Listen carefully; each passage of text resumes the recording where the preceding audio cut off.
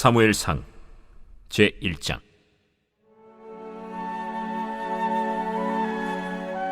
에브라임 산지 라마다임 소빔에 에브라임 사람 엘가나라 하는 사람이 있었으니 그는 여로함의 아들이요 엘리후의 손자요 도후의 증손이요 숲의 현손이더라.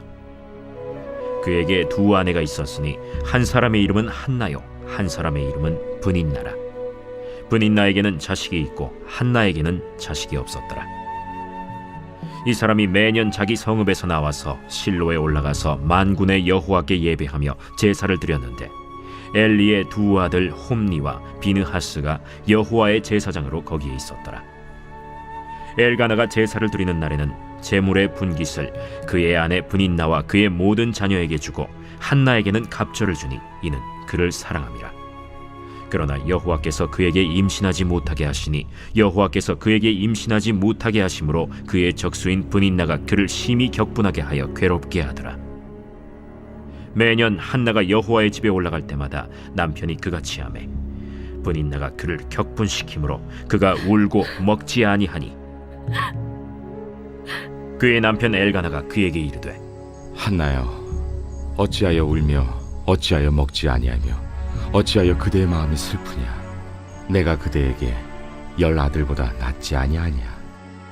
그들이 실로에서 먹고 마신 후에 한나가 일어나니 그때 제사장 엘리는 여호와의 전 문설주 곁 의자에 앉아 있었더라. 한나가 마음이 괴로워서 여호와께 기도하고 통곡하며 서원하여 이르되 만군의 여호와여, 만일 주의 여종의 고통을 돌보시고 나를 기억하사 주의 여종을 잊지 아니하시고 주의 여종에게 아들을 주시면 내가 그의 평생에 그를 여호와께 들고 삭도를 그의 머리에 대지 아니하겠나이다. 그가 여호와 앞에 오래 기도하는 동안에 엘리가 그의 입을 주목한즉 한나가 속으로 말하며 입술만 움직이고 음성은 들리지 아니하므로 엘리는 그가 취한 줄로 생각한지라. 엘리가 그에게 이르되 네가 언제까지 취하여 있겠느냐? 포도주를 끊으라. 대주여, 그렇지 아니하니이다.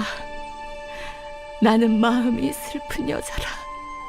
포도주나 독주를 마신 것이 아니요 여호와 앞에 내 심정을 통한 것뿐이오니 당신의 여종을 악한 여자로 여기지 마옵소서. 내가 지금까지 말한 것은 나의 원통함과 격분됨이 많기 때문이니이다. 평안히 가라. 이스라엘의 하나님이 네가 기도하여 구한 것을 허락하시기를 원하노라. 당신의 여종이 당신께 은혜 입기를 원하나이다. 하고 가서 먹고 얼굴에 다시는 근심빛이 없더라. 그들이 아침에 일찍이 일어나 여호와 앞에 경배하고 돌아가 라마의 자기 집에 이르니라.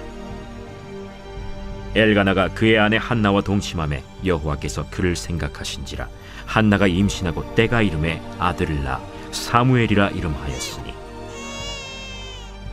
이는 내가 여호와께 그를 구하였다. 그 사람 엘가나와 그의 온 집이 여호와께 매년제와 서원제를 드리러 올라갈 때 오직 한나는 올라가지 아니하고 그의 남편에게 이르되 아이를 젖대거든 내가 그를 데리고 가서 여호와 앞에 뵙게 하고 거기에 영원히 있게 하리이다. 그의 남편 엘가나가 그에게 이르되 그대의 소견에 좋은 대로 하여 그를 젖대기까지 기다리라. 오직 여호와께서 그의 말씀대로 이루시기를 원하노라. 이에 그 여자가 그의 아들을 양육하며 그가 젖대기까지 기다리다가 젖을 뗀 후에 그를 데리고 올라갈새 숫소 3마리와 밀가루 1에바와 포도주 1가죽 부대를 가지고 실로 여호와의 집에 나아갔는데 아이가 어리더라.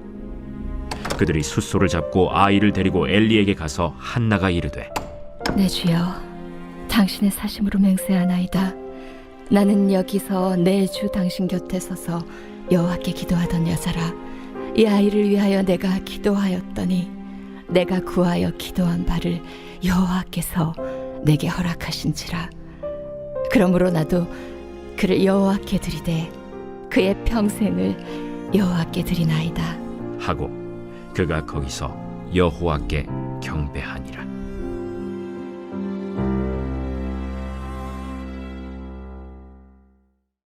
빛이 있으라. 오늘 하루도 저와 우리 성도님들에게 말씀의 은혜와 지혜를 통하여서 정말 복되고 빛나는 날이 되기를 기도합니다. 오늘부터 사무엘상을 시작합니다. 오늘 이제 1장을 함께 나눌 겁니다. 어제 잠깐 말씀드린 것처럼 사무엘상하 새벽 말씀 묵상 노트를 만들었어요. 데일리 월십, 한나무 데일리 월십. 그래서 관심 있으신 분들은 유튜브 여기 더보기란 구매 링크 참고하셔서 구매하시고 또 사용하시면 좋을 것 같습니다. 그래서 날마다 내가 한 장씩 묵상해 가면서 나의 사무엘상하, 또 나의 열왕기상하, 또 나의 이사야, 나의 요한복음 이렇게 하나씩 채워갈 수 있는 저와 우리 성도님들이 되기를 바랍니다. 이제 오늘부터 사무엘서, 이제 사무엘상하를 시작할 터인데 이 사무엘상하서의 어떤 시대적인 배경은 바로 사사 시대이고요. 그리고 이제 사무엘상까지 이야기가 흘러갈 때 그 배경이 되는 성경책은 이제 사사기 그리고 룻기입니다.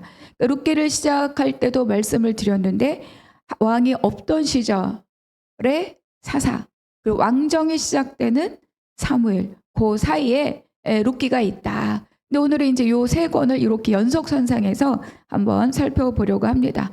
그러니까 사사기는, 요 사사시대는 왕이 없던 시절, 그 사람마다 자기의 소견에 옳은 대로 행하였다. 그런 시대입니다. 그렇기 때문에 참되신 왕을 잃어버린, 참되신 삶의 주인을 잃어버린 그런 사람들의 삶의 표본을 보여주는 것이 바로 이 사사기입니다. 그럼에도 불구하고 이 죄가 가득하고 자기의 의견, 자기의 소견, 자기의 주장 이런 것이 가득한 이 시대를 바라보시면서도 하나님께서는 사사를 세우시죠. 그래서 그 백성들을 버리지 아니하시고 진멸하지 아니하시고 근심하시면서도 그 백성들을 끝내 하나님 앞으로 이끌고 오셨음을 보여줍니다. 그러니까 항상 하나님은 남은 자를 두시는 거예요. 그루터기를 남겨두십니다. 룻기는 그러한 시대 속에서도 유대 공동체 안에 그래도 정말로 혼탁한 물들이 있지만 그 밑에 샘물이 흐르는 것처럼 그 유대 공동체를 지탱하고 있던 고엘 문화를 우리에게 보여주는 거죠. 이것을 통해서 참된 고엘이신 예수 그리스도를 예표합니다. 그러니까 4장 끝에 이제 베레스로부터 다윗에 이르기까지 이 계보가 나오지 않습니까? 그래서 그 족보를 쭉 기록해 주므로 예수 그리스도의 그림자를 우리가 이렇게 볼 수 있도록 해주는 책이 바로 이 룻기입니다. 그리고 뭐 대단한 사람이 아니어도 이방 여인 룻, 정말로 열악한 조건을 갖고 있는 거죠. 여인이고 이방 사람이고. 근데 이 한 여인을 통하여서도 하나님의 구속사가 이어지고 있다. 그것을 보여주는 것이 바로 또 룻기입니다. 이제 그 다음에 이제 오늘부터 시작하는 사무엘상이 시작이 되는 거죠. 이 시대도 물론 시대적인 배경은 사사시대. 그렇죠? 왜냐하면 이 사무엘이 이제 마지막 사사라고 기록되지 않습니까? 그래서 이 사무엘서는 원래 히브리 성경에서는 두 권의 책이 아니라 한 권의 책이었는데 70인역 헬라어로 번역된 성경을 만들어질 때 두 권으로 분권이 되었습니다. 그러니까 이 사무엘상을 읽을 때 대조되는 중요한 두 인물들, 총 4명의 인물들이 있습니다. 누구냐면 영적인 지도자로서는 엘리와 사무엘, 그리고 왕으로서는 사울과 다윗. 이 인물들의 쇠락과 세워짐, 이것이 이제 이 사무엘상 전체를 만들어가고 있어요. 제사장 엘리, 영적으로 눈이 먼 어두워진 그런 지도자로서 가문 그리고 나라를 위기로 몰아넣는 거죠. 사무엘은 누구냐? 날 때부터 하나님께 바쳐진 자입니다. 그래서 성전에서 성장하고 희귀하였던 하나님의 말씀을 회복한, 그리고 왕을 세우는 그런 지도자이죠. 사울은 어떤 왕이냐?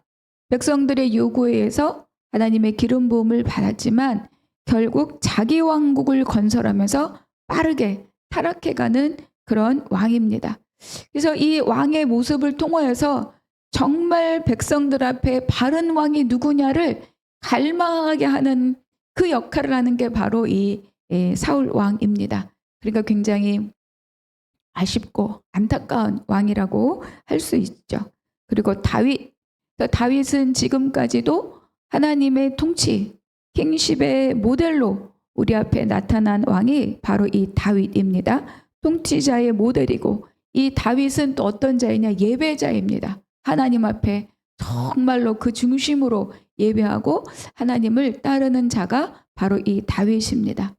그런데 다윗도 이제 후기로 가면 많은 범죄와 그 대가를 치르는 삶을 살게 되죠. 이제 사울, 다윗 두 왕의 인생을 이렇게 마지막까지 사무엘서의 전체를 보면서 우리가 깨닫게 하는 것은 뭐냐? 그러니까 하나님께 쓰임 받는 자는 어떤 자인가? 사람들이 보기에 좋은 것, 도덕적이고 윤리적인 것이 아니라 하나님께 쓰임 받는 자 또는 하나님이 쓰시는 자는 하나님에 대한 태도를 보신다는 거예요.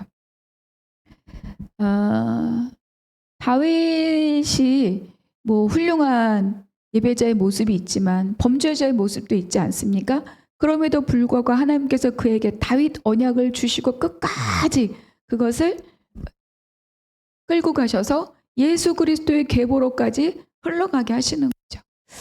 그래서 하나님의 일하심을 또 볼 수 있는 것이 이 사무엘서입니다. 이제 조금 더 상세한 내용은 데일리 워십 묵상 노트에 서문에 기록해 놓았으니까 참조해 보시기 바랍니다. 사무엘도 사사시대를 배경으로 하고 있으니까 그 시대가 얼마나 혼란스러웠을지는 우리가 충분히 짐작할 수 있습니다. 그런데 이제 하나님께서 이 암울한 시대 속에서 한 가정, 한 가문의 이야기로 이 시대를 열어가시는 거죠. 이것이 하나님께서 일하시는 방법입니다. 애굽에서 울부짖으며 노예살이를 하고 있는 그 이스라엘 백성들을 바라보시면서 한 남자와 한 여자의 결혼 이야기로 시대를 열어가는 거죠. 그리고 모세를 준비시키셨습니다. 그리고 이제 또 하나님의 말씀이 사라졌던 말라기 이후에 그 혼탁하고 어두웠던 그 400년 가까운 시간을 보내면서 무엇으로 시작하느냐?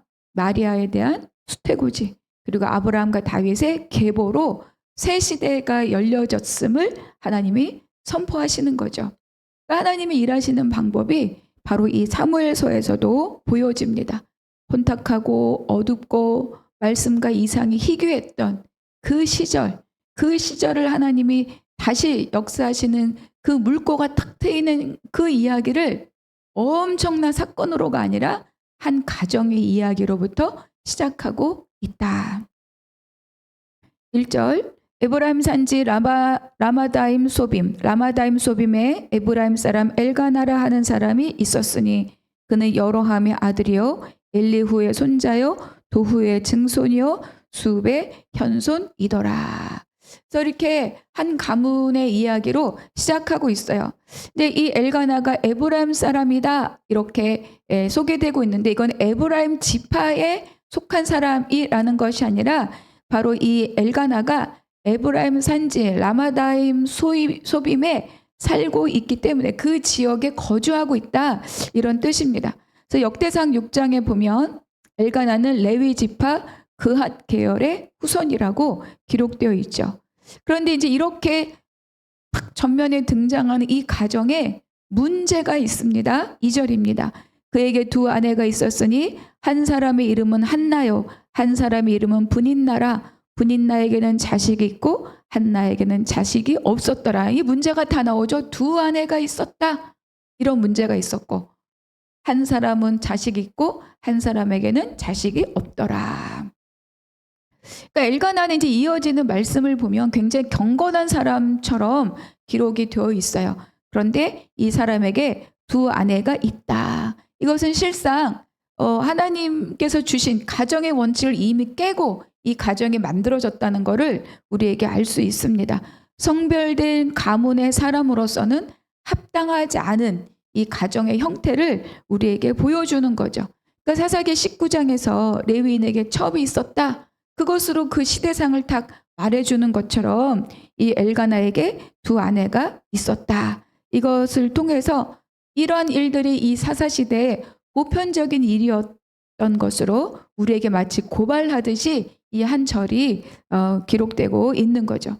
그래서 우리도 잘 살펴봐야 됩니다. 뭐 여러분이 아니라 저부터 그렇게 어떤 역할이고 사람들이 이루어할 것이다라고 기대하고 있고 보여지는 것이 그러다 하더라도 정말 하나님 앞에 우리는 부끄러움 없이 정말 주님 앞에 믿는 자로서의 삶의 모습을 갖고 있는가, 이런 것도 우리 자신들에게 질문해 볼 수 있는 거죠.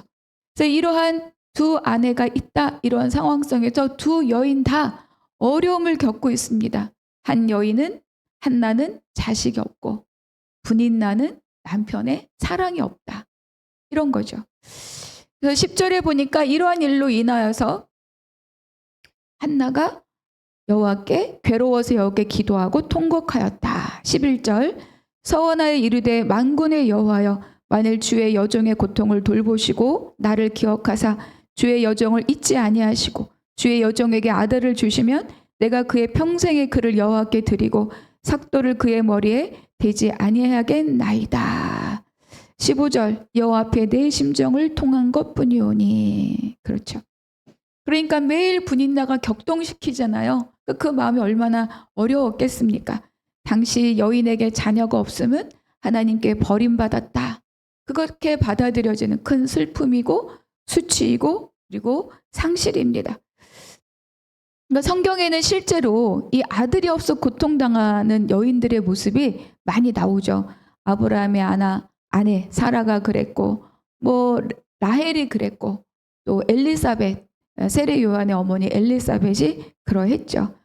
근데 이제 한나는 이 문제를 막 분인나에게를 공격하거나 남편을 공격하거나 이렇게 사람에게 풀지 않고 하나님께 들고 나와서 하나님 앞에 엎드려 통곡하며 하나님 앞에 기도합니다. 그러니까 제사장 엘리가 술 취했는가 할 정도로 그렇게 토설하며 통곡하며 하나님 앞에 기도했던 거죠. 우리가 보면 문제를 맞닥뜨렸을 때 두 종류의 사람이 있어요. 한 사람은 사람에게 풀어요. 사람에게 원망하고 공격하고 너 때문이다, 그래서 문제를 악화시키는 사람이 있고, 또 하나님 앞에 풀어놓아서 하나님의 뜻을 이루어가는 그런 사람이 있습니다. 그래서 나는 문제 앞에 어떻게 반응하는 사람인가, 이렇게 올라오죠.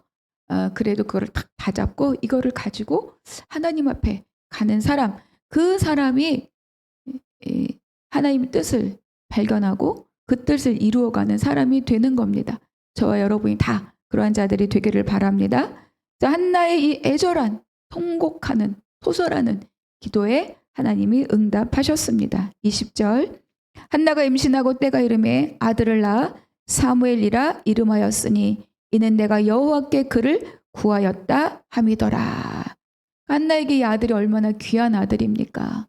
그렇죠? 물론 뭐 엘가나에게도 귀한 아들이었겠지만 이 한나에게 아들 사무엘, 나오미에게 오벳이 있었던 것처럼 한나의 눈물과 수치를 씻어주고도 남음이 있는 아들이 바로 이 사무엘입니다. 그러나 한나는 이 아들을 자기 품에 두지 않고 어떻게 합니까? 하나님께 내어드립니다. 하나님께 그렇게 서원했죠. 한나는 이 서원의 갚기를 늦추지 않아요. 하나님께 이 아들을 내어 맡깁니다. 한나는 하나님 앞에 드린 자기의 약속, 자기의 서원에 굉장히 신실한 그런 믿음의 여인이었죠. 27절, 이 아이를 위하여 내가 기도하였더니 내가 구하여 기도한 바를 여호와께서 내게 허락하신지라. 하나님이 주신 아들이라는 겁니다. 28절, 그러므로 나도 그를 여호와께 드리되 그의 평생을 여호와께 드리나이다 하고 그가 거기서 여호와께 경배하니라. 나도 그를 여호와께 드리되 그의 평생을 여호와께 드리나이다. 어렵게 얻은 아들 쉽게 내어놓을 수 없는 것이 엄마의 마음이지만 한나는 기도하며 얻은 이 아들의 모든 인생을 주님께 맡깁니다.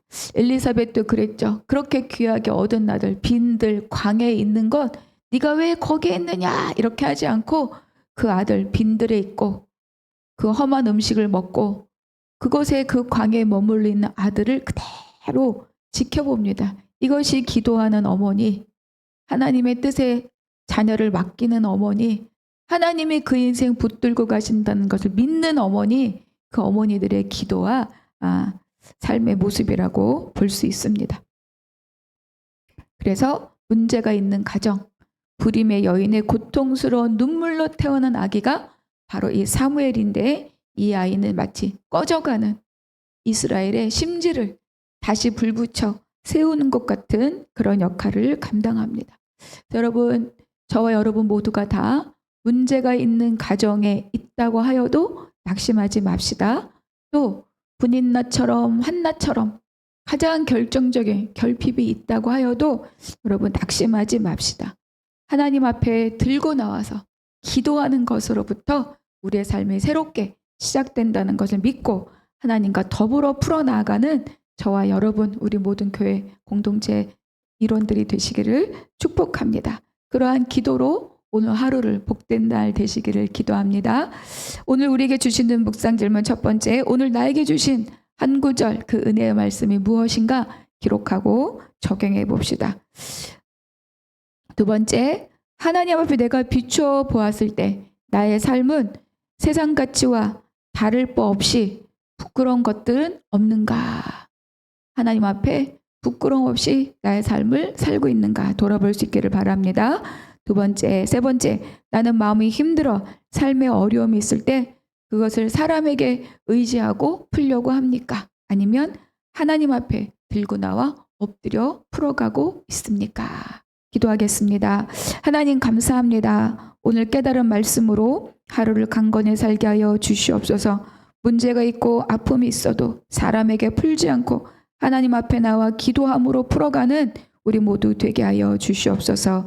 감사하고 우리 주 예수 그리스도의 이름으로 기도하옵나이다. 아멘.